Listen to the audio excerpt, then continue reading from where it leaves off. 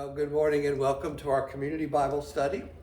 We're meeting on Monday, but this will be broadcast on Thursday, the 12th of August. And we are going to study Genesis 21 and 22 about Abraham and Sarah and finally having a son of their own. The main ideas that we want to touch on today are, first of all, that God's promises are fulfilled.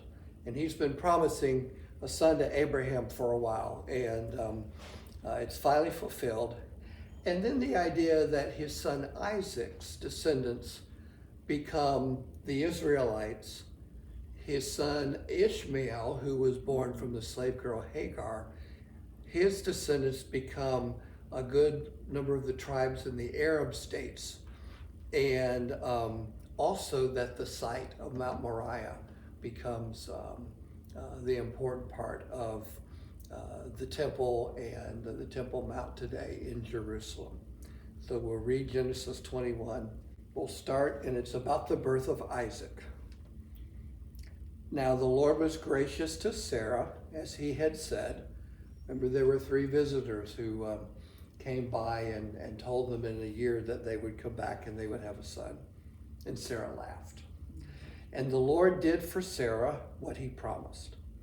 Sarah became pregnant and bore a son to Abraham in his old age, at the very time God had promised him. God gave the name Isaac to the son Sarah bore him.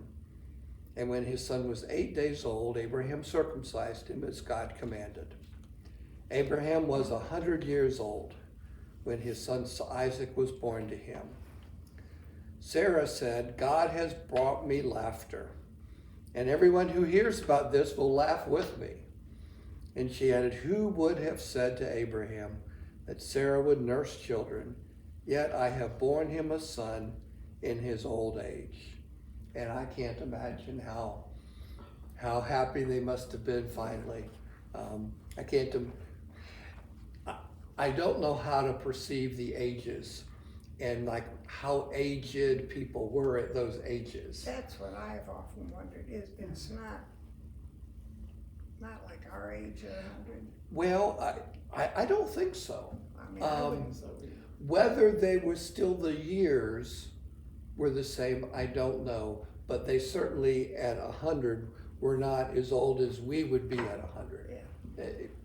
Their lifespans were somehow not just longer, but I would think I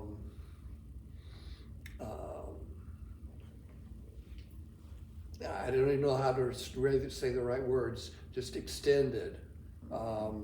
So you were, maybe adolescence was longer, or maybe, but anyway, everything took a longer time because so many people lived a long time. Yeah. And I mean, Noah was old when he built the ark. I mean, he had to be pretty physically able to do that. Mm-hmm. So one of those mysteries that we don't quite understand. Mm-hmm. But here's, I think, one of the sad parts of this story. And verse 8 begins where Hagar and Ishmael are sent away. So Isaac grew and was weaned, and on the day he was weaned, Abraham held a great feast. But Sarah saw that the son whom Hagar the Egyptian had borne to Abraham was mocking. And she said to Abraham, get rid of that slave woman and her son, for that woman's son will never share in the inheritance with my son Isaac. Well, the matter distressed Abraham greatly because it did concern his son. But God said to him, do not be so distressed about the boy and your slave woman. Listen to whatever Sarah tells you, because it's through Isaac that your offspring will be reckoned. And here he says, I will make the son of the slave into a nation also, because he is your offspring. So God promised that he was going to have children and grandchildren and be the father of a nation too. Treated them both equally. And so that's interesting that's God's fulfilling that promise in a different way to both. And we give attention to the side that comes the Hebrew people and to Christianity and such, but it was also to both. So early the next morning, Abraham took some food and a skin of water and gave them to Hagar. He set them on her shoulders and then sent her off with the boy. She went on her way and wandered in the desert of Beersheba. I don't know if maybe there was a better direction to go. I honestly don't know. When the water in the skin was gone, she put the boy under one of the bushes. Then she went off and sat down about a bow shot away, for she thought, I cannot watch the boy die. And as she sat there, she began to sob, because I'm sure she thought they were both going to die. God heard the boy crying, and the angel of God called to Hagar from heaven and said to her, What's the matter, Hagar? Do not be afraid.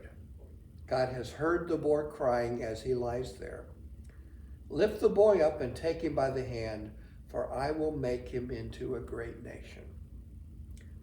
Then God opened her eyes, and she saw a well of water. So she went and filled the skin with water and gave the boy a drink. God was with the boy as he grew up. He lived in the desert and became an archer. While he was living in the desert of Paran, his mother got a wife for him from Egypt. And then I put on here, I did a little bit of research. There are several tribes from Ishmael, ended up having 4 or 5 sons, and the tribe of, and most of them are in what we would call Saudi Arabia.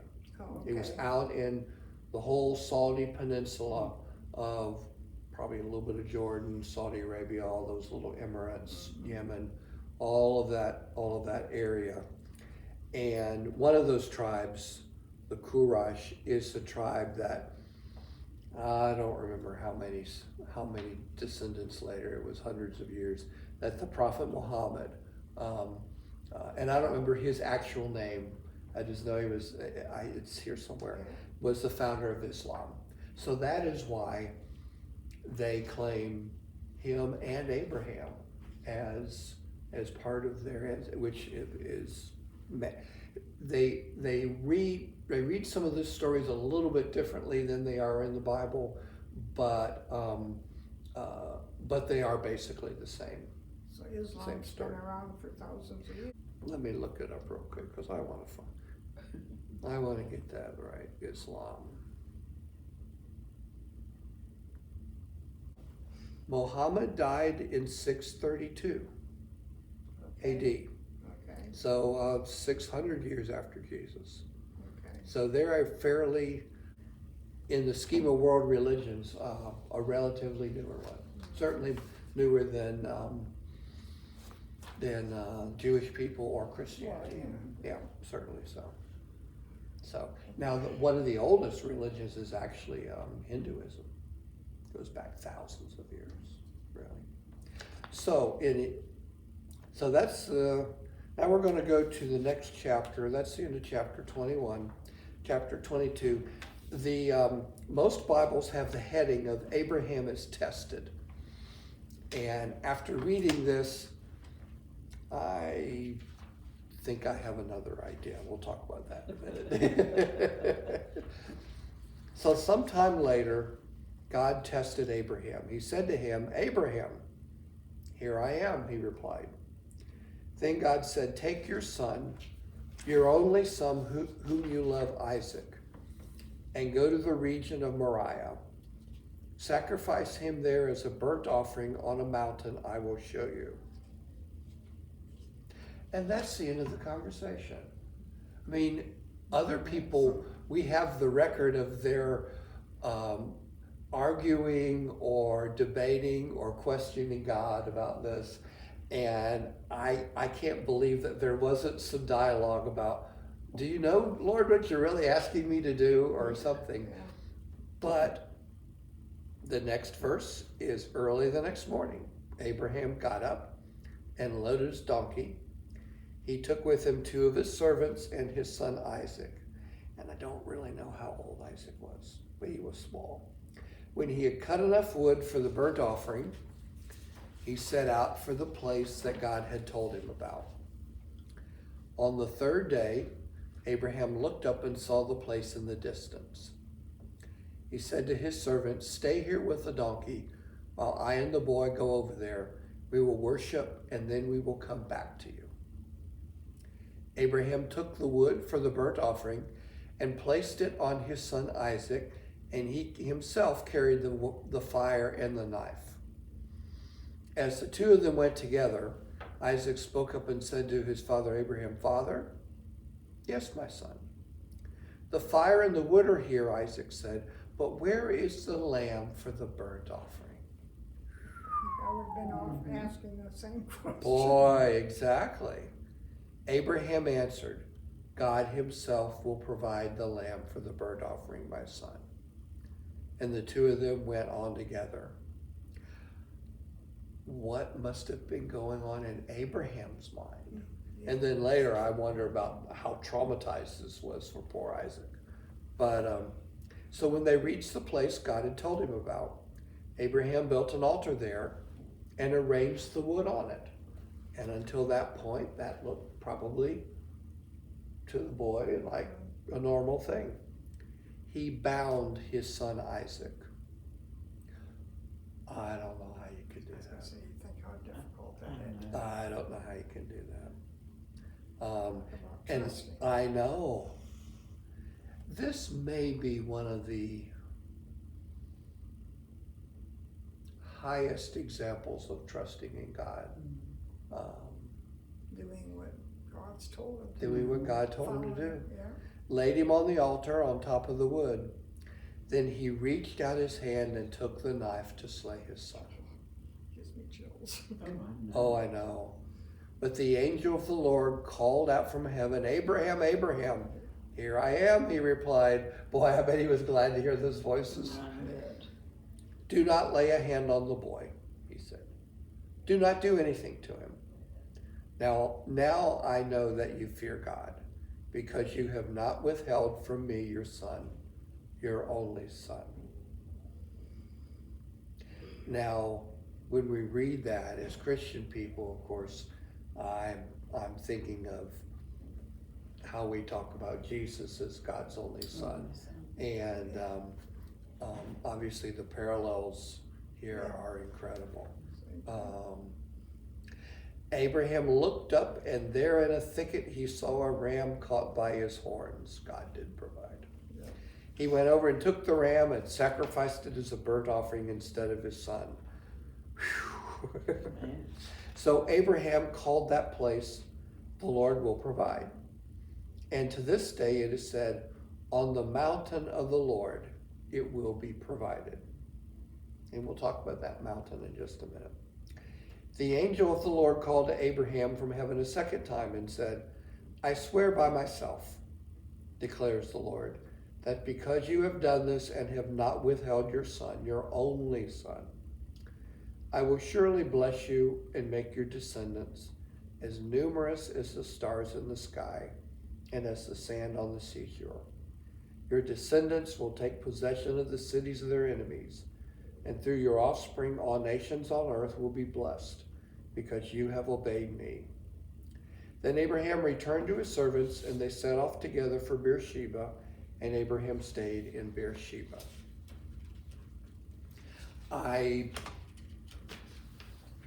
think if I had heard an angel tell me to sacrifice my son, I might have asked, "Is there anyone else up there?" I mean, I don't know. How could you do it? I mean, yeah. But then, how do you, what the experience of hearing of an angel speaking to you from God is also something that I cannot really imagine. But still. But doesn't this kind of tell us that if we really, really trusted, We what would- our lives would be like? We would do anything he asked. Yes, And but we still make our own choices, our own decisions. yes, we do. And Abraham had that choice. Mhm. He didn't have to listen or Right, follow. right. He could have ignored it to start with. He could have started the trip and not completed it. I mean, anywhere along the way, he could have He could have left the knife at home and, oops, I don't have a knife to do this with. Yeah, I exactly. mean, Yeah, it's all true. kind of things. Yeah, He could that's have, true. but he went all the way through. Good Now luck. I'm thinking, boy, the boy must have been traumatized by this, but then, you know, that's not what their story is about. No, Sue shared with me the book. Oh, what is it? Red Sea Rules. The Red Sea Rules. The second one is about everything is to the glory of God. I think this story, instead of the testing of Abraham, should say something about the glory of God, because that is what God these things are provides. about. God Yeah. does provide. Yeah, God provides. If This we is trust. this is for God's glory, maybe even more than testing of Abraham. I don't know, but it's all for God's glory, and it's not for our own. So then the answer to my mystery questions of how in the world could you do this and all these things, there isn't an answer except things are for the glory of God. And to remember that is probably a real good thing. Well, thank you for joining us for our Bible study today. I'm back in my office. We had a great discussion, which, if you're interested, meets on Mondays at 11 o'clock in the library in the clubhouse. But remember that Mount Moriah becomes a holy site. But the real importance, I think, here is not only understanding the birth of Isaac and his descendants, which became the nation of Israel, and the descendants of Ishmael, who basically became many of the tribes of Arabs, and one of those tribes eventually led to a person named Muhammad, who in 600 and something AD started, his writings became what is now Islam. And so this is a big holy area for everyone. But the message probably in the whole thing is that God's promises are fulfilled through Abraham, by him having a son, and by promising that his descendants would be far numerous and do greater things than he had ever imagined. And indeed, there we begin to see a bit of that happening to Abraham and his family. Thank you for joining us. God bless you, and may we meet again next week. Bye-bye.